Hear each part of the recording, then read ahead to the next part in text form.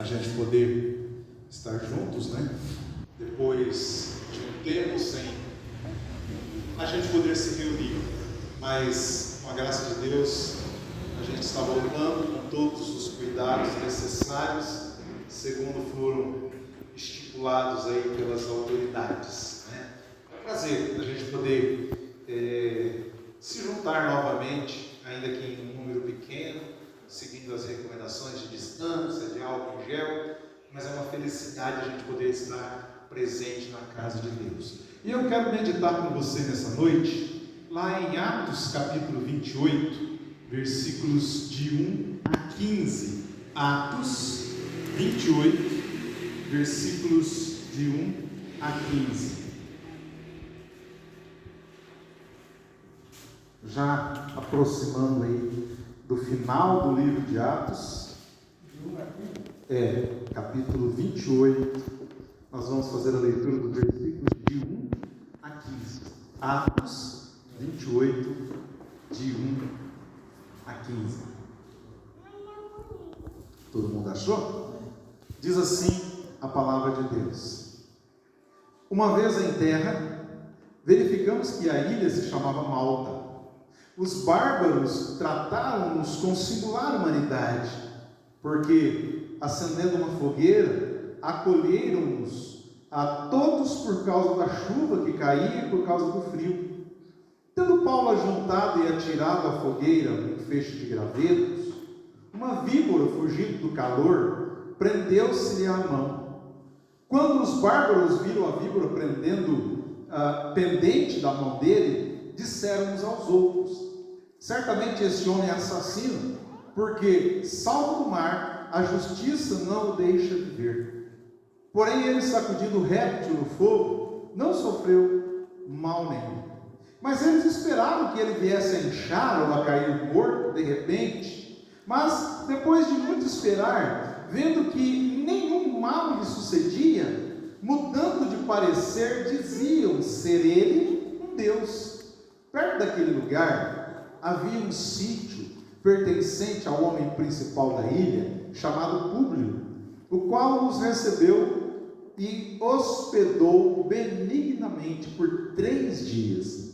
Aconteceu-se achar-se enfermo de disenteria, ardendo em febre, o pai de Públio. Paulo foi visitá-lo e, orando, impôs-lhes as mãos e o curou. À vista desses acontecimentos, os demais enfermos da ilha vieram e foram curados, os quais nos distinguiram com muitas honrarias, e tendo nós de prosseguir viagem, nos puseram a bordo tudo o que era necessário. Ao cabo de 3 meses, embarcamos num navio alexandrino que invernava na ilha e tinha por emblema Dióscuros. Tocando em Siracusa, ficamos ali 3 dias, donde, bordejando, chegamos a Régio. No dia seguinte, tendo soprado o vento sul, em 2 dias chegamos a Puteoli, onde achamos alguns irmãos que nos rogaram ficássemos com eles 7 dias. E foi assim que nos dirigimos a Roma. Tendo ali os irmãos ouvido notícias nossas, vieram ao nosso encontro até a praça de Ápio e as 3 vendas. Vendo-os Paulo e dando por isso graças a Deus, sentiu-se mais animado. Senhor, Pai, em nome de Jesus, nós lemos a Tua palavra. E agora, Senhor, nós entendemos que não podemos compreender a Tua palavra, nós não podemos ver qual é o desejo do Senhor para nós nesta palavra que lemos. E por isso, Senhor, nós reconhecemos que não podemos estudar a Tua palavra sozinhos. Precisamos, ó Deus, do Espírito Santo do Senhor que haja em nosso coração. Portanto, agora, Deus, nós chegamos a Ti e clamamos em nome de Jesus que o Teu Espírito Santo do Senhor esteja presente na nossa vida, no nosso coração nessa noite, abrindo a nossa mente, nos dando entendimento da Tua palavra e colocando em nós o desejo de praticar a palavra do Senhor. Assim, ó Pai, nós pedimos, em nome do Teu Filho Jesus. Amém. Queridos, Paulo ele está numa viagem indo para Roma. Essa viagem é bastante interessante. Ele estava em Jerusalém e os judeus começaram uma perseguição sobre ele. Ele vem sofrendo perseguição há muito tempo. Os judeus estão querendo matar Paulo. Então ele é levado de tribunal a tribunal. Ninguém encontra nenhum crime em Paulo, porque as leis romanas não podiam incriminar Paulo, porque Paulo não havia cometido crime algum. A única questão é que os judeus insistiam que Paulo havia feito alguma coisa contra a religião judaica. Porém, as autoridades romanas que mandavam em Jerusalém não encontravam motivo nenhum para condenar Paulo. Paulo passou pelo julgamento pelos judeus, passou pelo julgamento pelo governador Félix, passou pelo julgamento do governador Festo, passou pelo julgamento do rei Agripa II. E aí então, quando ele foi julgado por Festo, quando ele percebeu que os judeus estavam querendo matá-lo, então ele diz assim: eu apelo para César. Paulo era um cidadão romano e tinha esse direito de apelar para César. E aí então ele precisa ser levado para Roma para ser julgado por César. E aí então o governador, quando o rei chega, o rei Agripa, ele coloca Paulo perante o rei e diz assim: me ajude, porque eu preciso escrever carta para César, eu não sei o que escrever, eu não vejo crime nenhum nesse homem, mas os judeus estão condenando, então me ajude, como que eu vou escrever essa carta?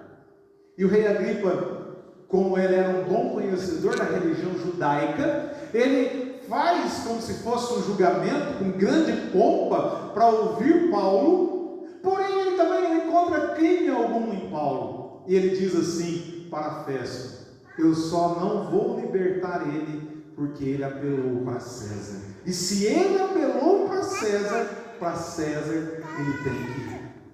Embarcam então Paulo em um navio. Esse navio fazem uma baldeação para um outro navio, um navio alexandrino, que vinha da Grécia, que carregava trigo, era um cargueiro, um navio cargueiro. E esse navio cargueiro começa a enfrentar uma tempestade. Todos estão com medo, todos estão agoniados porque vão morrer no naufrágio aqui, todo mundo preocupado com a sua vida. Ficam 14 dias sem comer, quando de repente Paulo diz assim: olha, fiquem tranquilos, vocês não vão morrer. Um anjo do Senhor, o Deus a quem eu sirvo, me disse que ele entregou vocês nas minhas mãos. Nós todos vamos nos salvar, porém o barco vai naufragar. E assim acontece. Eles estão perto da ilha de Malta, e aí então o barco sofre um naufrágio. E é interessante porque o texto no capítulo anterior diz que todos eles chegaram a salvos na ilha. 276 passageiros, todos eles se salvaram, nenhum se perdeu. Chegaram para o comandante que estava levando os presos para Roma, e disseram: vamos matar esses presos aqui, porque se nós não matarmos, agora vai ter um naufrágio, e se eles fugirem, nós seremos culpados pela fuga deles, e o que deveria acontecer com eles vai acontecer conosco. E esse comandante, querendo salvar a vida de Paulo, esse centurião querendo salvar a vida de Paulo, diz: não, vamos deixar que eles vão para a terra. Quem sabe nadar vai nadando, quem não sabe nadar pega um pedaço de tábua do barco e vai até chegar na terra. E isso aconteceu. E agora nós estamos nesse texto, onde eles acabaram de chegar em terra. E se você olhar o versículo 1 e 2, diz para nós que eles chegaram em uma ilha. Essa ilha se chamava Malta. Essa ilha chamada Malta era uma ilha no mar Mediterrâneo, mais ou menos a uns 100 quilômetros de Roma, da Cilícia, no sul de Roma, no sul da Itália, na realidade, não de Roma, né? Mais ou menos 100 quilômetros ao sul da Itália. Os habitantes dessa ilha, eles eram descendentes dos fenícios, que por ali se instalaram séculos anteriores, 3 a 6 séculos mais ou menos. Acontece que no ano 218, Roma toma conta dessa ilha. Roma toma essa ilha para si e anexa essa ilha à província da Cilícia. A província da Cilícia. Essa ilha ela tem 29 quilômetros de comprimento por 13 quilômetros de largura. Nas áreas habitadas da ilha, a população falava 2 línguas. Uma língua natural, a língua normal dos fenícios, dialeto fenício, e também falavam o latim. A ideia, o nome dessa ilha, Ilha de Malta ou Ilha de Melita, ela significa, na língua materna deles, significa lugar de refúgio, porque Malta era isso. Quando os navios estavam navegando e o inverno pegava eles no meio do caminho, eles se refugiavam em Malta. Lucas diz assim: quando nós chegamos lá, os bárbaros nos trataram bem. Aí vamos pensar uma coisa: o que significa bárbaro para nós? Qual é a conotação que nós temos da palavra bárbaro? É uma conotação ruim, não é? É negativo. É negativo. Barbaridade, por exemplo.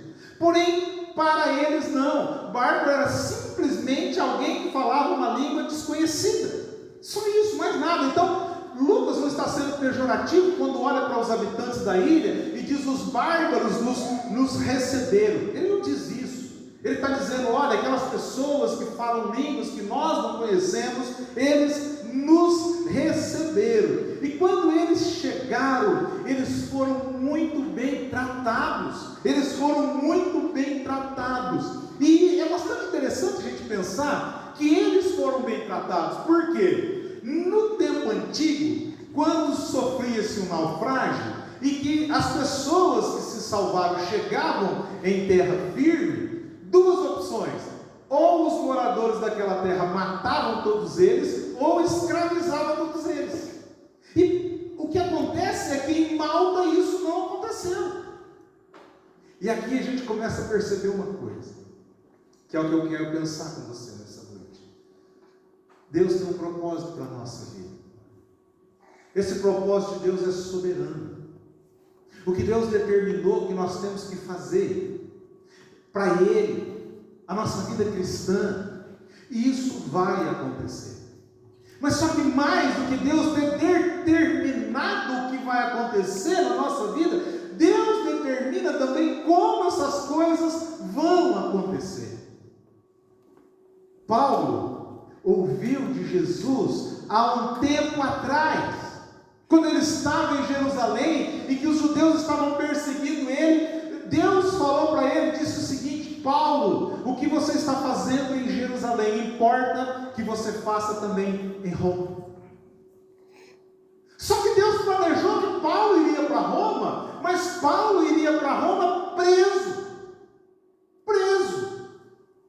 E por isso Paulo apela para o César, porque Deus planejou que ele deveria apelar para César, para ele ir preso para Roma, porque assim ele estaria resguardando a sua vida. Porque se ele tivesse sido liberto em um daqueles julgamentos que ele sofreu em Jerusalém, os judeus iam matar ele lá. Mas Deus planejou até a forma que Paulo vai. E aí, quando o texto diz para nós, chegaram 276 pessoas náufragos na praia, e os bárbaros, os moradores da ilha, olham para eles e tratam eles como que diz o texto lá, me ajuda lá. Os habitantes da ilha trataram eles com singular humanidade. Quando o texto diz trataram eles com singular humanidade, isso é interessante a gente pensar. Por que trataram eles com singular humanidade? Você lembra que eu disse que em 216 Roma tomou conta? Roma apossou-se da ilha de Malta e anexou a província da Cilícia. Lembra que eu disse isso? Quando chega na praia, chega Paulo, Aristarco, um companheiro de Paulo, Lucas, o escritor, mais alguns presos, soldados romanos e um centurião, um comandante romano de 100 soldados. Como era uma cidade, uma ilha dominada por Roma, eles respeitaram, porque está chegando um bando de soldados. A vida de Paulo foi poupada, Paulo não foi morto, os outros viajantes não foram mortos, eles não se tornaram escravos, porque em 218 antes de Cristo, Roma tinha dominado essa ilha. E a gente começa a perceber os propósitos de Deus acontecendo, Deus providenciando tudo. A gente vai perceber que a providência de Deus vai se desencadeando a cada momento. A cada momento a providência de Deus vai se desencadeando. Aí quando você olha um pouquinho mais à frente, os versículos 3 e 4, você vai perceber que Paulo pega um monte de gravetos. E é interessante porque eles estão lá, chegaram na ilha, tudo molhado, no meio de uma tempestade, molhado da chuva, molhado do mar, porque eles vieram nadando, uns vieram a nado, outros vieram com uma pranchinha, um pedaço de tábua que pegaram do navio para poder chegar na praia, tudo molhado, numa noite de tempestade, inverno, chuvoso, frio. Aí os moradores fazem uma fogueira. E se você perceber, você vai notar nos versículos 3 e 4 que diz para nós que Paulo, vendo tudo aquilo, ele vai lá e junta gravetos para colocar no fogo. Você não percebe que ninguém mais fez isso, mas Paulo, como uma pessoa, um homem de Deus, ele toma essa iniciativa. Enquanto todos estão apenas recebendo o que os moradores estão oferecendo, Paulo ele toma uma iniciativa, Paulo toma uma liderança, ele vai lá para ajudar aquelas pessoas a manter a fogueira. Mas quando ele pega na fogueira, nos gravetos, ele não percebe, tem uma cobra. E essa cobra, a primeira coisa que faz quando Paulo vai jogar os gravetos, que ela sente o fogo, ela pica a mão daquele que estava levando ela para o fogo. Quem que é? Paulo. E o que eu acho interessante é que, se você reparar, o texto dá a impressão para nós que ela picou e ficou pendurada. E aí Paulo então chacoalha o dedo e ela cai da mão de Paulo. Os nativos, os moradores da ilha, olhando aquilo lá, diz assim: olha como é que é o negócio, esse cara é um assassino. Ele é um assassino porque ele acabou de fugir do mar, ele se salvou de morrer no mar, mas chega aqui, vem uma cobra e pica ele. Eles criam que a deusa da justiça deles não ia deixar Paulo vivo, porque Paulo era um assassino.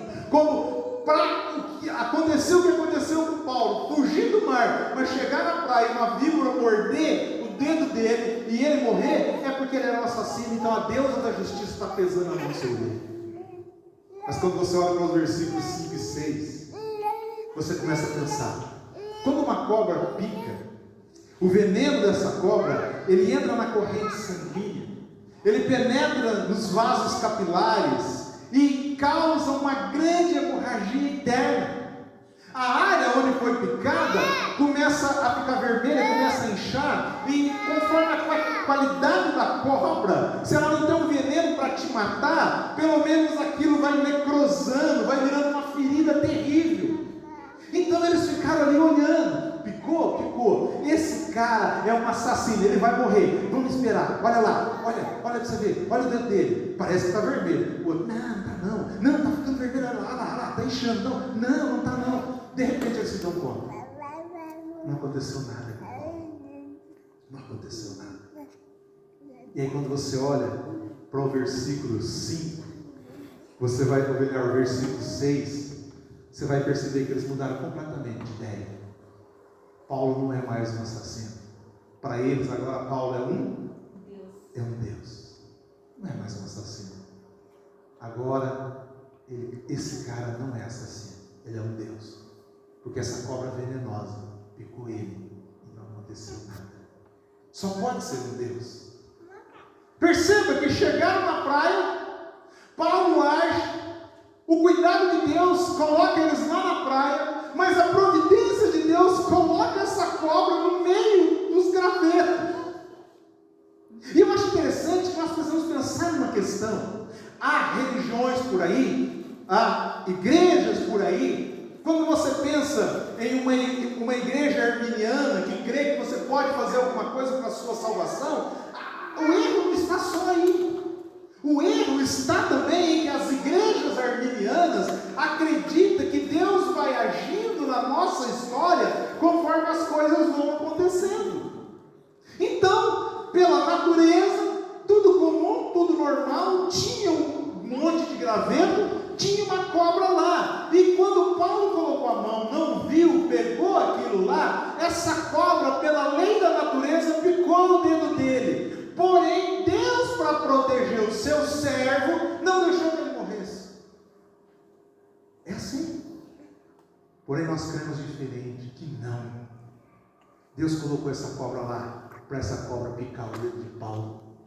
Porque quando essa cobra picasse o dedo de Paulo, as pessoas iam ficar espantadas, esperando que Paulo fosse morrer, achando que Paulo era um bandido. Porém Paulo não morre, a visão muda completamente. Paulo não é um bandido, Paulo é um Deus.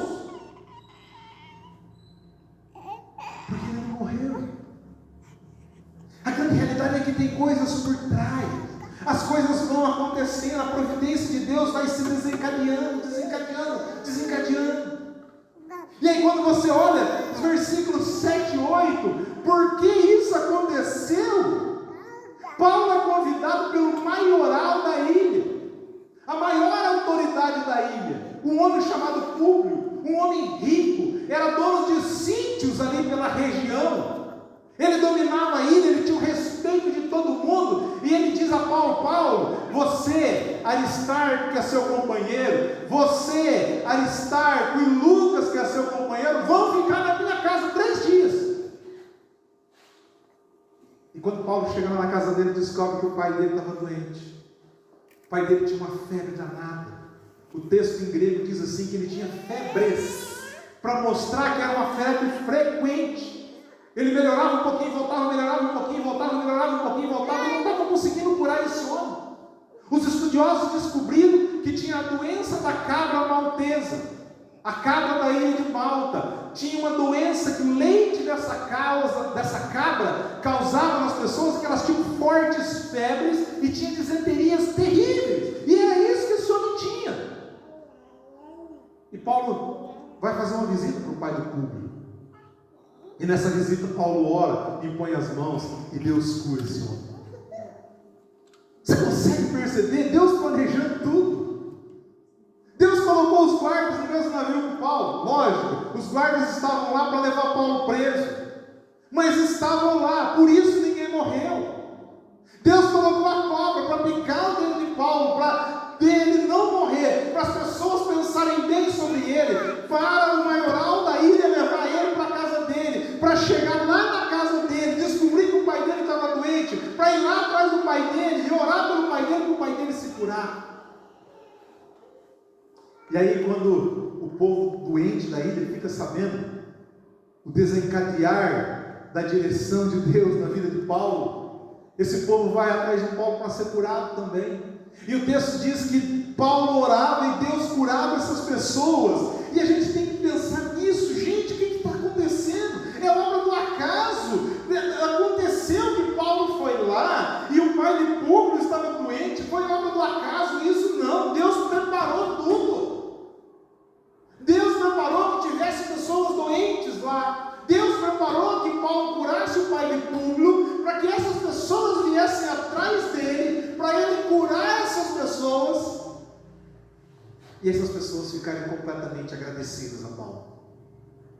E aí você vai ver, o texto diz assim, que essas pessoas, em gratidão a Paulo, não era para pagamento de cura não, eles ficaram tão felizes com a cura, que eles encheram Paulo de presente, suprindo Paulo de todas as suas necessidades, porque Paulo ainda tinha que chegar em Roma. E tem uma coisa que eu não disse para vocês, na época, em muitos casos, o governo não dava chance para preso não, o governo não pagava tudo para preso hoje, igual paga-se hoje, dá até bolsa presidiária, não tinha isso não.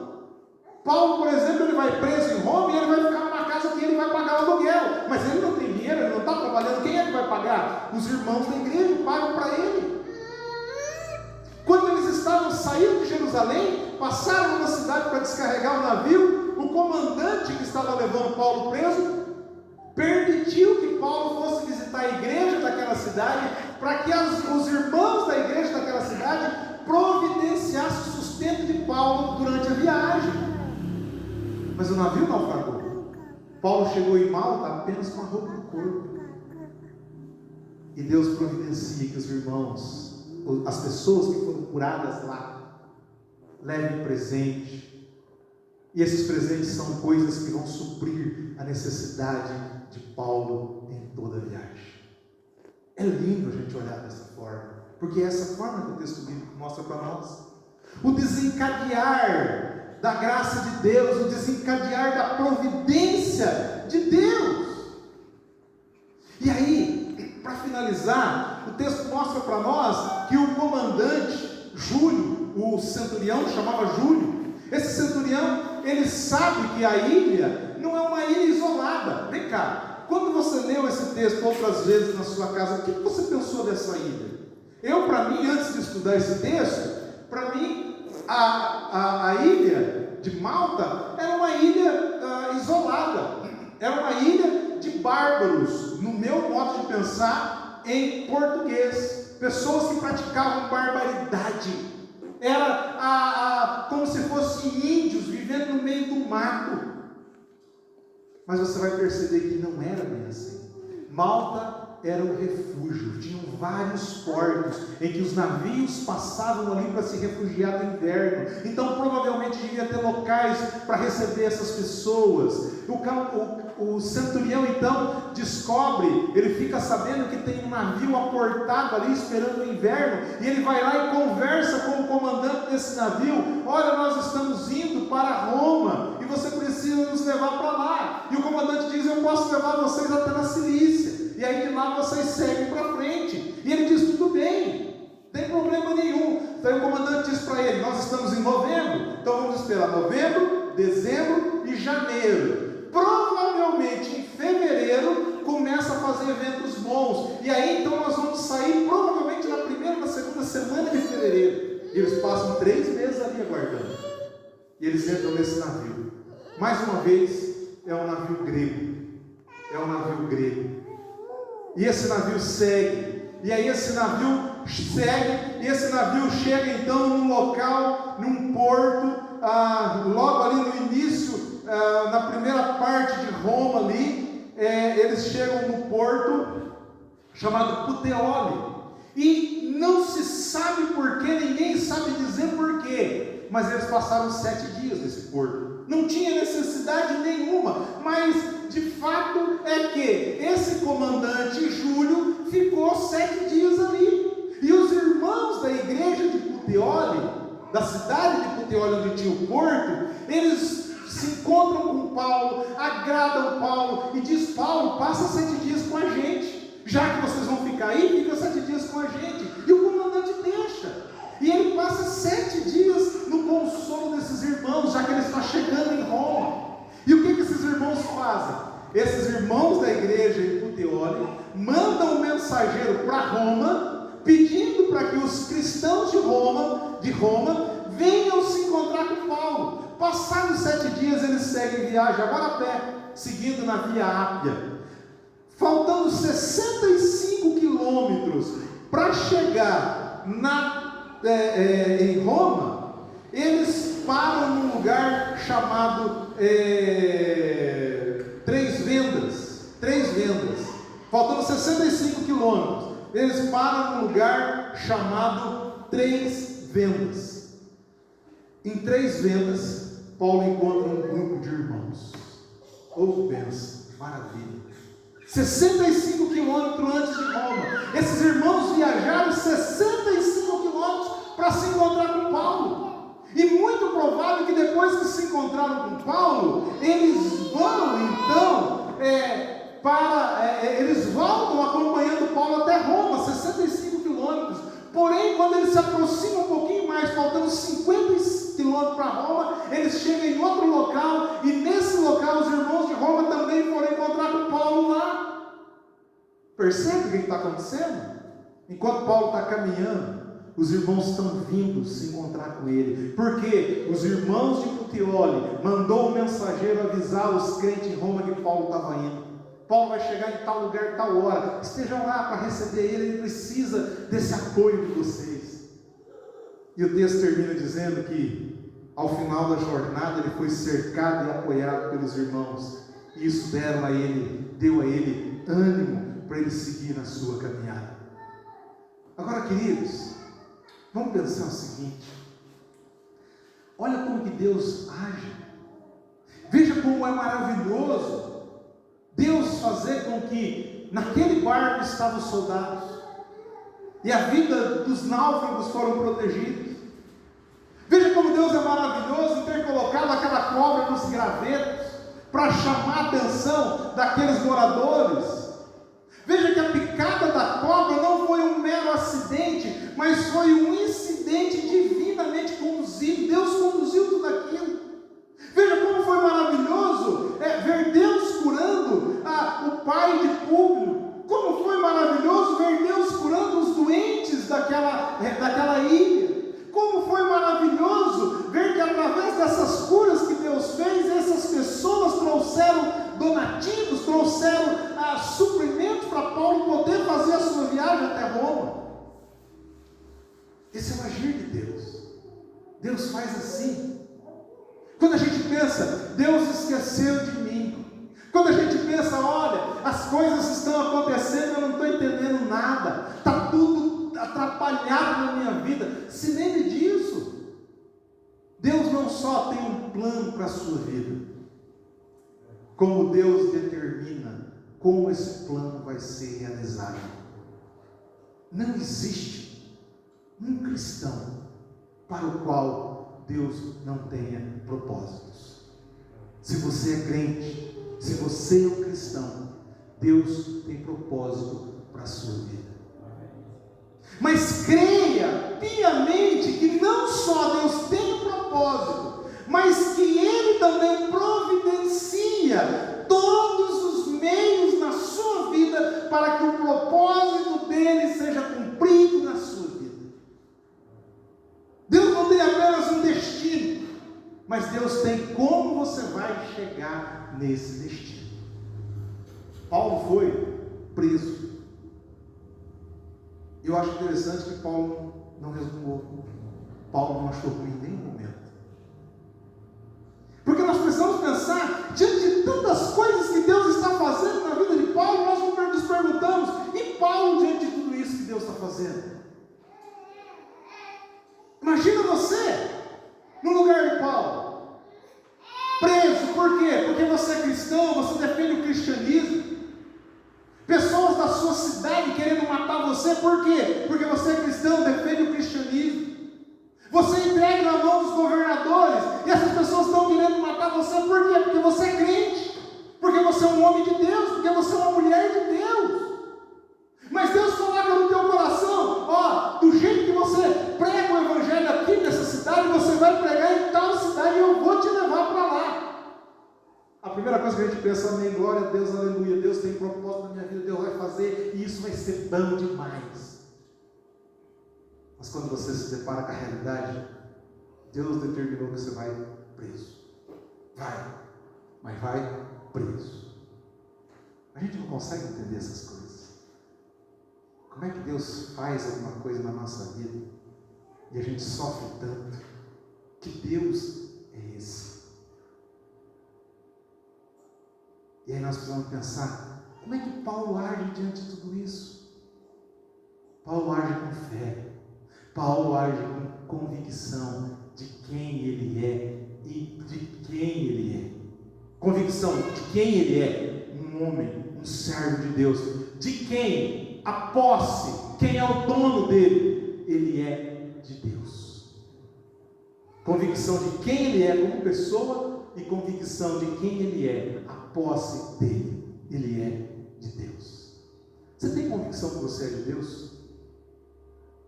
Você tem convicção de que você é um cristão chamado para a obra de Deus? Você realmente se considera um homem ou uma mulher de Deus? O que na sua vida diz que você tem sido, tem honrado como ser um homem ou ser uma mulher de Deus? Olha para as bênçãos de Deus na sua vida. Olha para as maravilhas de Deus na sua vida. Essa semana eu estava conversando com a minha esposa e eu falei para ela, você percebeu quanta coisa ruim aconteceu na nossa vida de 10 anos para cá? Você percebeu isso? E aí nós começamos a contar. Mas quando eu digo coisa ruim, não é coisa ruim comum do dia a dia, não. Coisas ruins que para nós é grande. Dentro de 10 anos, eu perdi a minha irmã com câncer. Eu perdi o meu padrasto com câncer. Eu perdi a minha avó, querida, amada avó. A Edirce perdeu o pai dela. A Edirce perdeu o irmão dela. E agora mês passado, eu perdi a minha mãe. Nesses 10 anos, meu filho cometeu um acidente na cidade. Eu tive que pagar, eu perdi totalmente, não só o nosso carro, como eu tive que pagar 3 carros e mais 2 motos. Eu não tinha condição financeira para isso. Tudo isso aconteceu na nossa vida durante 10 anos. Tanta coisa ruim, tanta coisa terrível, que a gente falar, o que Deus está fazendo? Por que Deus está fazendo isso? Eu só consigo olhar desgraça na minha vida dentro de 10 anos. Aí eu comentei com a Edirce e falei, mas repara, quantas bênçãos Deus nos deu. Quantas bênçãos. Financeiramente, eu não tinha nada para pagar aqueles carros, aquelas motos. Deus deu força. Em 1 ano, nós pagamos tudo. E tínhamos outro carro. E muito mais bênção financeira Deus tem feito na nossa vida. Quando eu lembro que a minha irmã morreu, e que eu era uma espécie de pai e mãe para ela, foi nós que cuidamos dela no hospital, como Deus nos confortou na morte da minha irmã, como Deus nos confortou na morte da minha avó, na morte do meu padrasto, na morte do pai da minha esposa, do meu sogro, na morte do meu cunhado, como Deus me confortou na morte da minha avózinha querida, como Deus me confortou na morte da minha mãe. Eu sou um filho único. Como Deus nos confortou em tudo isso. Deus tem um propósito na nossa vida. E Ele não promete te livrar das coisas ruins da sua vida. Deus promete te livrar nas coisas ruins da sua vida. Você não está sozinho. O propósito de Deus para a sua vida pode incluir coisas difíceis, mas vai se cumprir. Agora se lembre, você precisa ser fiel. Você precisa lidar com Deus com honestidade. Você precisa de fidelidade, de fé, de zelo por Deus e pelas coisas de Deus. E você vai ver que sempre, mesmo nos momentos de sofrimento, Deus vai estar lá com você, dando força para você. Ele não tem apenas o propósito para onde Ele vai te levar, o que você vai fazer, mas Ele tem como isso vai acontecer.